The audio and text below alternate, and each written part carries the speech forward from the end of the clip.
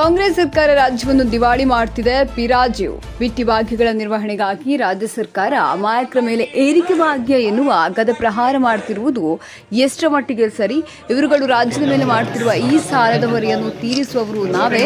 ಇಂಥ ಸರ್ಕಾರ ನಮಗೆ ಬೇಕಾ ಎಂದು ಬಿಜೆಪಿ ರಾಜ್ಯ ಪ್ರಧಾನ ಕಾರ್ಯದರ್ಶಿ ಪಿ ರಾಜೀವ್ ಸರ್ಕಾರದ ವಿರುದ್ಧ ವಾಗ್ದಾಳಿ ನಡೆಸಿದರು.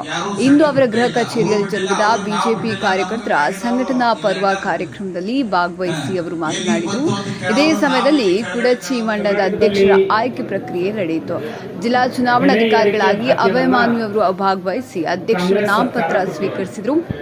ನಂತರ ನೂತನ ಮಂಡಳ ಅಧ್ಯಕ್ಷರಾಗಿ ಅವಿರೋಧವಾಗಿ ಆಯ್ಕೆಯಾದ ಶ್ರೀಧರ ಮೂಡಲಗಿ ಅವರನ್ನು ನೂತನ ಅಧ್ಯಕ್ಷರನ್ನಾಗಿ ಘೋಷಿಸಿ ಅವರಿಗೆ ಪಕ್ಷದ ಶಲ್ಯ ಹಾಕಿ ಭಾರತ ಮಾತೆ ಘೋಷಣೆ ಹಾಗೂ ಶ್ರೀಧರ ಮೂಡಲಗಿ ಆಗೆ ಬಡೋ ಹಮ ತುಮಾರೆ ಸಾಥ್ಗೆ ಘೋಷಣೆ ಕೂಗಿತು. ಈ ಸಂದರ್ಭದಲ್ಲಿ ಕರ್ನಾಟಕ ರಾಜ್ಯ ಬಿಜೆಪಿ ಪ್ರಧಾನ ಕಾರ್ಯದರ್ಶಿ ಪಿ ರಾಜೀವ್, ಚಿಕ್ಕೋಡಿ ಜಿಲ್ಲಾಧ್ಯಕ್ಷರಾದ ಸತೀಶ್ ಅಪ್ಪಾಜಿಗೌಡ ಹಾಗೂ ಸಂಘಟನಾ ಪರ್ವದ ಸಹ ಸಂಚಾಲಕರಾದ ಸಂಜಯ್ ಪಾಟೀಲ್, ಮಾಜಿ ಮಂಡಳ ಅಧ್ಯಕ್ಷ ಬಸವರಾಜ ಸನದಿ, ಜಿಲ್ಲಾ ಹಿಂದುಳಿದ ವರ್ಗಗಳ ಅಧ್ಯಕ್ಷ ಭೀಮರಾಯ ಬಡಿಗೇರ್ ಹಾಗೂ ಪಕ್ಷದ ಪದಾಧಿಕಾರಿಗಳು, ಕಾರ್ಯಕರ್ತರು ಉಪಸ್ಥಿತರಿದ್ದರು.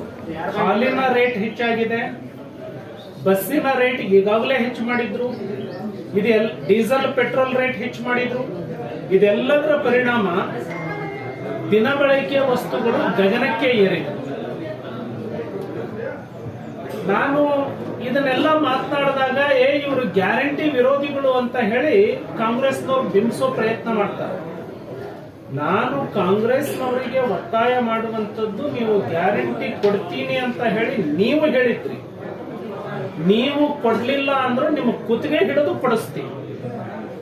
ನೀವು ಕೊಟ್ಟ ಮಾತಂತ ನೀವು ನಡ್ಕೊಳ್ಳೇಬೇಕು, ನಡೆಸಲಿಲ್ಲ ಅಂತ ಹೇಳಿದ್ರೆ ನಿಮ್ಮನ್ನ ನಡೆಯೋ ರೀತಿ ನಾವು ಮಾಡ್ತೀವಿ. ಆದ್ರೆ ಜನಸಾಮಾನ್ಯರ ಪರಿಸ್ಥಿತಿ ಯಾವ ಮಟ್ಟಕ್ಕೆ ತಂದಿದ್ದೀರ? ಇವತ್ತು ಬಜೆಟ್ ನ ಗಾತ್ರ ಇಷ್ಟು ದೊಡ್ಡದಾಗಿದೆ ಅಲ್ಲ, ಎಲ್ಲೇ ಹೋಗ್ತಾ ಇದಾರ ಏರಿಕೆ ಮಾಡ್ತೀನಿ ಅಂತ ಹೇಳಿ ಹೋಗ್ತಾ ಇದ್ದೀರಿ.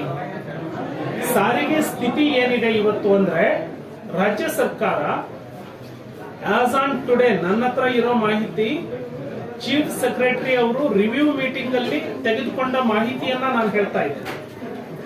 7,401 ಕೋಟಿ ಈ ಸರ್ಕಾರ ಬಾಕಿ ಉಳಿಸ್ಕೊಂಡಿದೆ.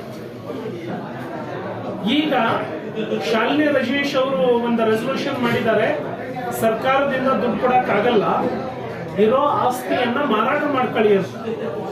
ಒಂದು ಸಾರಿ ನೀವು ಆಸ್ತಿಯನ್ನ ಮಾರಾಟ ಮಾಡಿದ್ರಿ ಅಂದ್ರೆ ಈ ಆಸ್ತಿಯನ್ನ ಹೊರೆ ಯಾರು ತಗೊಳ್ಳೋದು ರಾಜ್ಯದಿಂದ? ಈಗಿರೋ 7,400 ಕೋಟಿ ಬಾಕಿ ಇದೆಯಲ್ಲ, ಮತ್ತೆ ಯಾವ್ಯಾವ ರೇಟ್ ಹೆಚ್ಚು ಮಾಡ್ತೀರಿ?